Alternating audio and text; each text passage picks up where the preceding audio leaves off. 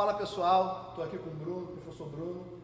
Hoje a gente veio aqui para falar de um assunto que ele é meio polêmico. Não polêmico no sentido de criar polêmica, mas porque ele é meio temido e gera algumas dúvidas de interpretação, mas que na verdade ele é muito simples de ser trabalhado, de ser colocado na prática, né?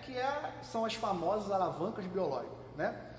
Antes de qualquer coisa, a gente precisa entender que a alavanca ela é comumente utilizada no seu dia a dia, né? A gente utiliza a alavanca numa chave de roda, num carrinho de mão, enfim, numa tesoura, até numa tesoura, a gente utiliza a alavanca, né, em diversos momentos do nosso dia a dia. Quando a gente fala de corpo, a gente só transforma esses conhecimentos que a gente já utiliza para a estrutura biológica, para o corpo.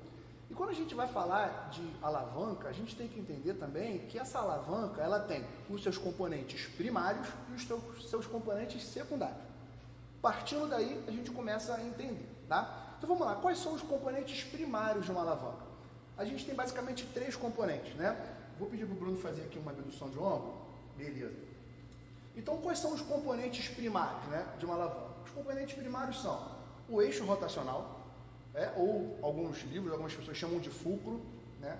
Algumas pessoas também chamam de eixo fixo, mas a gente vai chamar nunca de eixo fixo, tá? A gente vai ver em algum outro momento por que não. Então a gente tem o eixo rotacional, a gente tem a força interna, né? Aqui a gente vai dizer que a força interna é o deltoide, porque a gente pensar que nesse movimento aqui a gente tem uma boa ação do deltoide. Então a gente vai representar aqui na setinha a força interna como a setinha azul, o vetor azul, e a gente tem como terceiro elemento primário a força da resistência. Então eu tenho eixo rotacional, força muscular e força da resistência. Alguns livros vão chamar isso aqui de diferentes formas, tá bom? Vão chamar de força externa, vão chamar de força interna, mas a gente vai chamar aqui, para ficar mais fácil a gente entender, de força muscular e de força da resistência.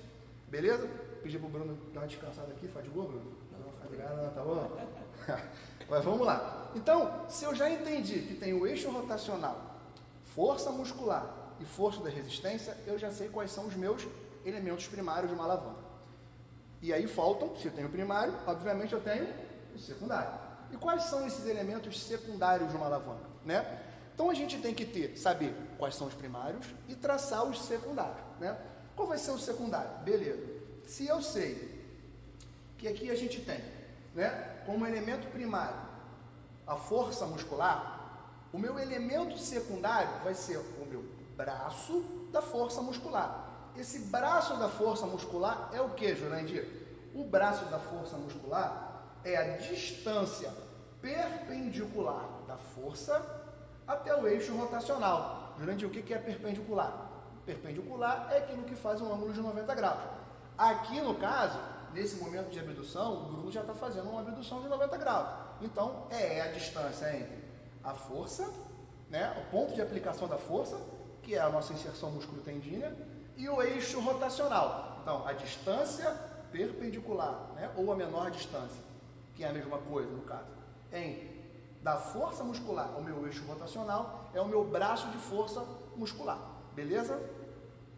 E o outro elemento secundário é o braço de força da resistência, que segue o mesmo princípio, que é a distância perpendicular entre o ponto de aplicação da resistência ao eixo rotacional. Jurandir, eu escutei falar que não é na resistência, né, o ponto de aplicação da resistência. Não é, na verdade não é.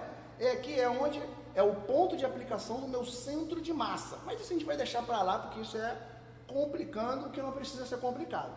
Então a gente vai entender que braço da força resistente, ou braço da resistência, é a distância perpendicular entre a resistência e o meu eixo rotacional. Tá, Jurandir, como é que eu vou pensar isso aqui na prática, né? Eu vou pensar na prática que os torques, eles vão estar sempre brigando um contra o outro, né? O torque da força interna sempre brigando para vencer o torque da força externa e vice-versa, né? Então, numa alavanca, eu vou ter, em um movimento, por exemplo, num movimento concêntrico, eu vou ter o torque da força interna vencendo o torque da força externa.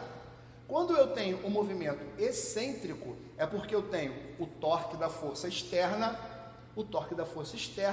vencendo o torque da força interna. E quando eu tenho eles em igualdade, eu tenho um movimento em isometria, que não vai gerar encurtamento nem alongamento muscular.